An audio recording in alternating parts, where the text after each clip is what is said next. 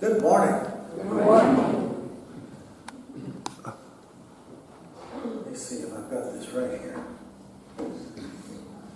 Well, I didn't expect to be here this morning, but it's good that I'm here.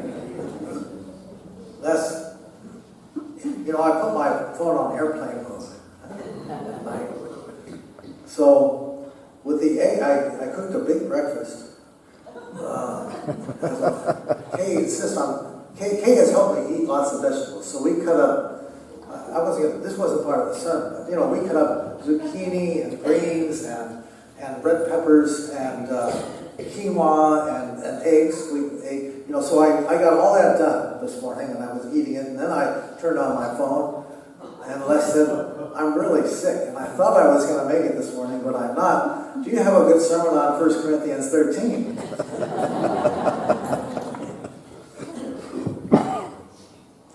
But then I thought, wait, it's Groundhog Day. And I've got a great sermon on Groundhog Day. And I got up this morning and saw my shadow.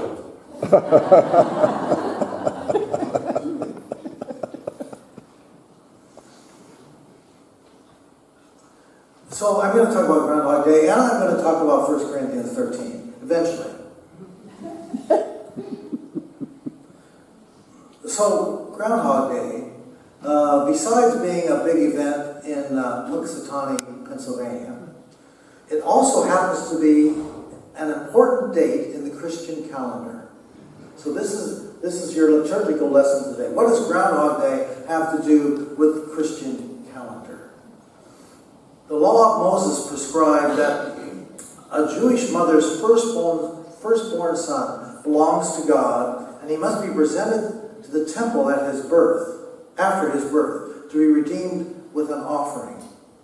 So this holy day, February 2nd, is known as the presentation of the Lord in the temple.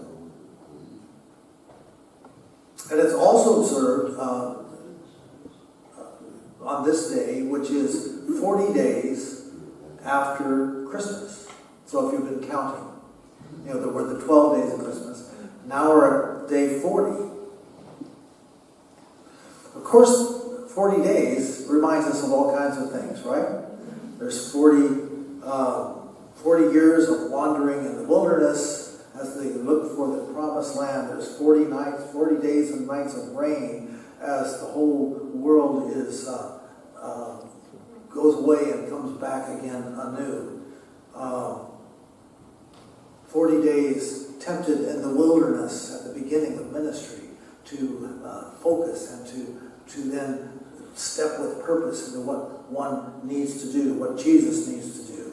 And so each of those occasions might be understood about being in and going through the darkness, seeking light, rainbows, a promised land, spiritual renewal, and Groundhog Day is about all of those things. Have you ever seen the movie? I'm going to get to that. You haven't seen the movie, Rebecca? So this sermon may not work well if you haven't seen the movie. We've seen it over and over. Over and over again.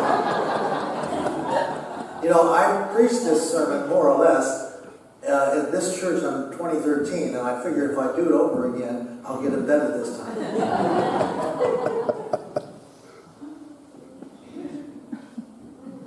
Many Christians refer to February 2nd as Candlemas Day. Have you heard anybody walking around? In Europe, maybe it's more common. Candlemas. In the pre-electric world, Christians would observe the day of melting down all their used candle stubs and making new candles as a way of celebrating the coming of the light. Because this is halfway between the winter and the spring solstice. We're halfway through winter. Are we going to be able to make it? If there's certain parts of the world, you get halfway through winter and you're hoping that you can make it through the rest of the way. So you mark the halfway point. It's an important moment.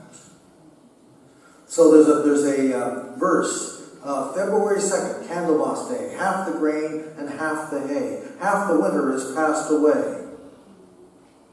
And then, of course, there is the groundhog, which amazingly enough is the most theologically oriented of any of the symbols or the traditions associated with February 2nd.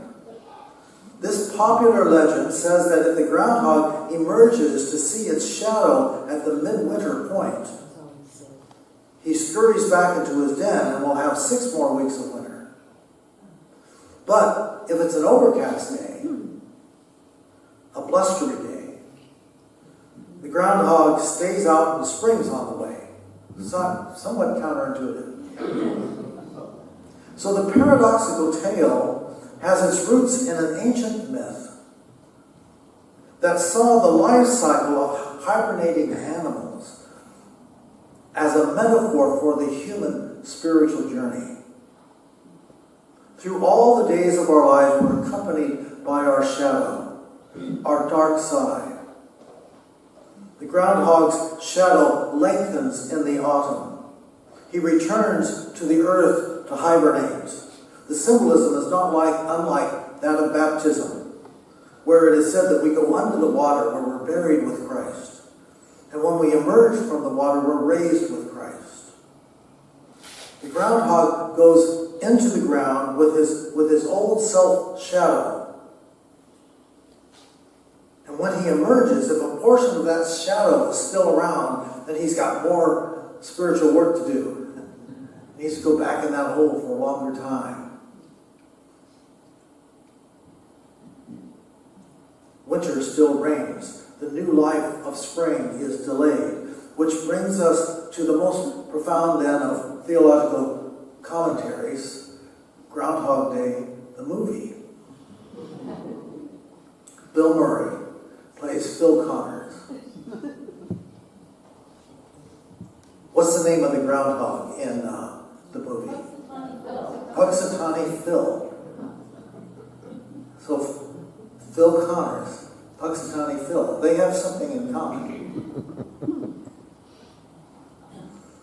Phil Connors is a self-absorbed weatherman who doesn't really like this assignment of going off to this hick town of Puxatawny to record the annual Groundhog Day celebration.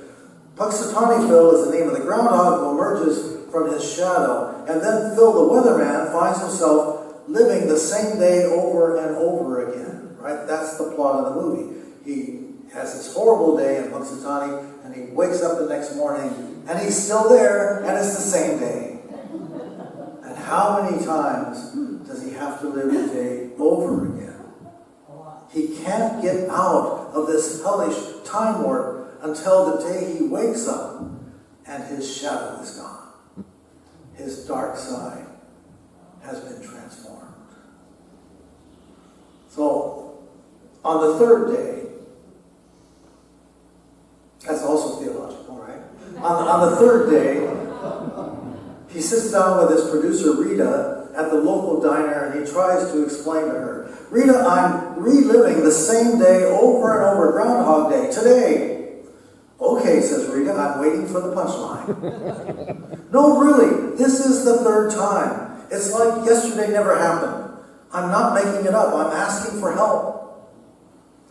You want my advice? I think you should get your head examined if you expect me to believe a stupid story like that, Phil. At which point one of the locals is sitting at the table, overhears this, and he says, Phil, like the groundhog, Phil? Yeah, like the groundhog, Phil, says Bill Murray. Ha! Look out for your shadow there, Phil. So Phil has to look out for his shadow. It's very long. He's not going to get past Groundhog Day until he's dealt with it. And his shadow is the very definition of human sin. That which separates us from God is our self-centeredness. Back in the same diner on the same day for the who knows how many times now, having the same breakfast, Phil Connors has decided that nothing that he does matters. So he will throw caution to the wind, and he will indulge his every appetite. So he's stuffing his face with junk, right? With every bit of sugar and whipped cream and anything that he can, because he eats whatever he wants to eat. He's not going to gain any weight the next day. And Rita looks at him with disgust and recites to him from a poem, "The wretch, the conceited all in self,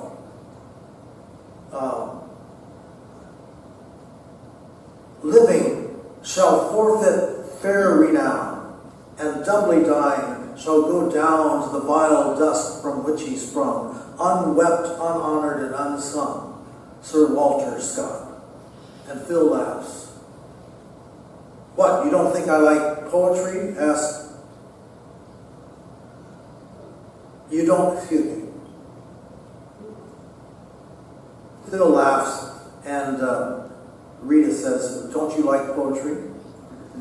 "I love poetry," says Phil. "I just thought that was Willard Scott instead of Scott Willard." I was confused. Do you think I'm acting like this because I'm egocentric? I know you're egocentric. That is your defining characteristic. So Phil Connors is in a dark place. Have we ever been in such a place? It's a fantastical story, but it can be a picture of the human condition. So after we don't know how many repetitions, Phil Connors' personal Groundhog Day, we're shown a scene in which Phil sits with a couple of local guys, having a beer at the bowling alley. And he complains that all the days of his life, of any of the days of his life to choose to live over and over again, why was it this day? Why must it be in the middle of winter in this little Pennsylvania town? One of his companions then looks at Phil and says, Phil must be a kind of glass half empty kind of a person. "What would you do," asked Phil, "if you were stuck in one place and everything was exactly the same and nothing that you did mattered?" To which one of the other buddies replies, "That about sums it up for me." Have we ever been there? Does that sum it up for us? Living the same day over and over again, nothing we do matters. Oh God, save us from such a reality. But Groundhog Day is not about futility. It is about transformation. Phil's reaction to the ever-repeating Groundhog Day experience goes through several stages. At first, he revels in hedonism. There are no consequences to his actions. Then he wakes up in the morning. It is as if,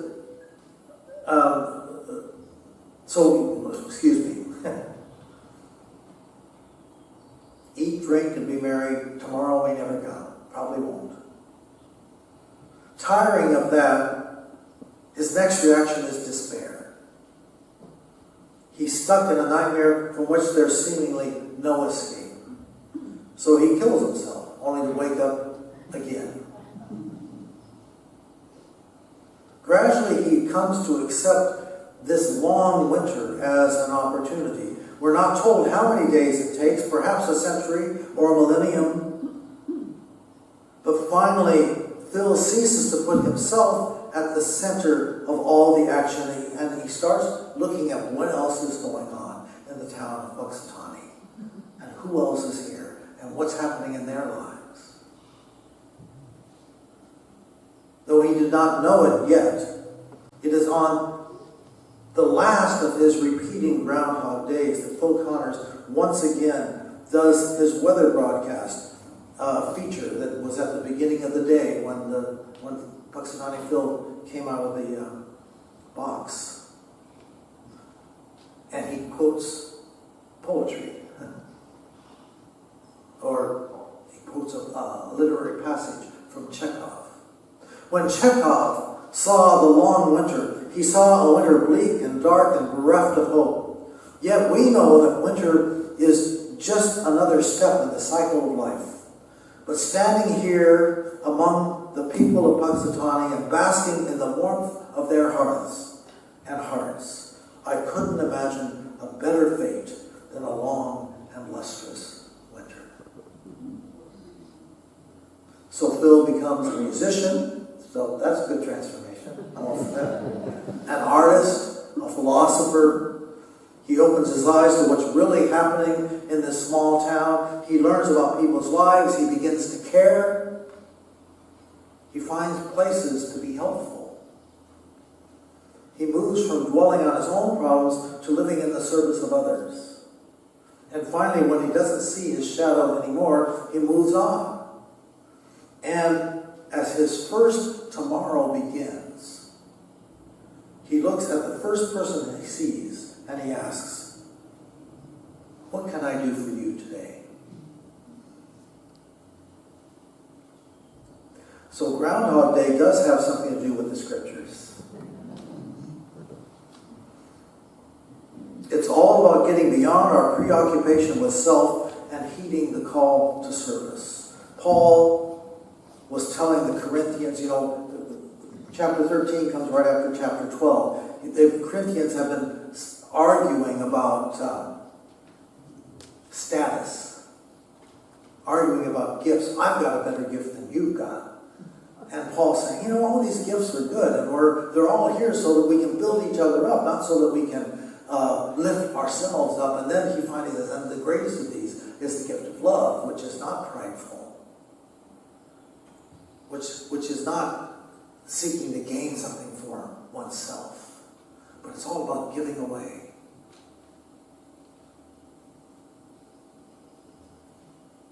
If I were following the lectionary, there are two other passages that are appointed for this day, and I think one is from Jesus is preaching his first sermon in Nazareth, and he tells the people, "The Spirit of the Lord is upon me to preach good news to the poor and release to the captives." And people are taking this in. He says, this is fulfilled in your hearing today. And people think, well, this does sound like good news. And then he goes on and he says, well, are you expecting me to do something good for you folks here in Nazareth?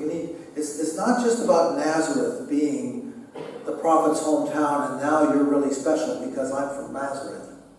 He says, no, when God wanted to help a widow, it was somebody in Sidon before. Well, there were plenty of widows in Israel that could have helped her. Or when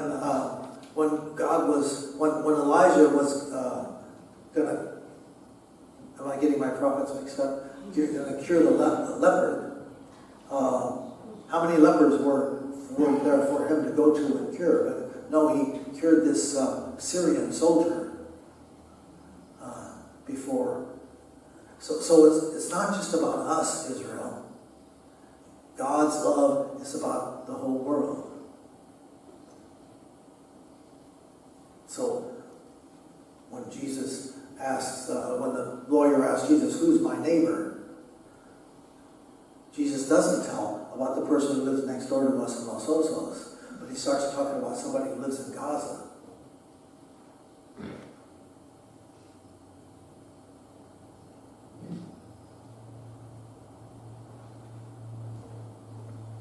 The other passage is Jeremiah.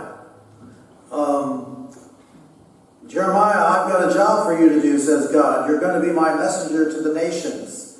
And Jeremiah says, isn't this a little early to lay this on me? I mean, I haven't given that much thought to what I want to be when I grow up. I'm just a kid.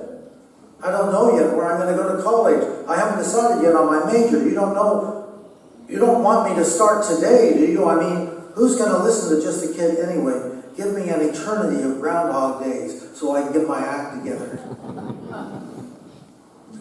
But I'm not impressed with Jeremiah's excuse. I am only a youth. Don't I wish? When I was only a youth, the world seemed clearer to me. When I was only a youth, I was inspired to protest. When I was only a youth, the world seemed much more conquerable than it does now. I think I've got a better excuse than Jeremiah does. How about I'm just a pastor? I'm retired. Certainly God understands how the church works and doesn't expect one lone pastor that's going to be able to go out and change the world. I've got meetings to go to and annual reports to complete. I've got to be pretty careful about what I say because too much controversy isn't good for the institution. Jeremiah never had to worry about that, did he? Don't say I'm only a youth. And the Lord said, do not say I'm retired. I'm just a pastor. I've heard your excuses, but it doesn't change what I've intended for you. It doesn't change the vision I have for your life. It's not a vision of every day the same and nothing that you do matters.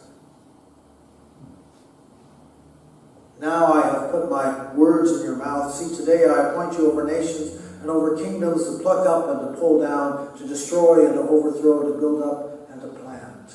Friends, we experience our own Groundhog Day. Let us emerge into the light and leave our shadows behind and heed the call to service. Each of us may examine to what particular mission God calls us, but together, as the people of God in this place, let us affirm with clarity our mission as the church.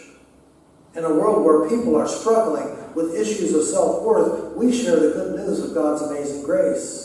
In a world where people are feeling forgotten and lonely, we embody the good news of caring and community. In a world where people are hungry and sick or despairing, we give the good news of food and healing and hope and buckets.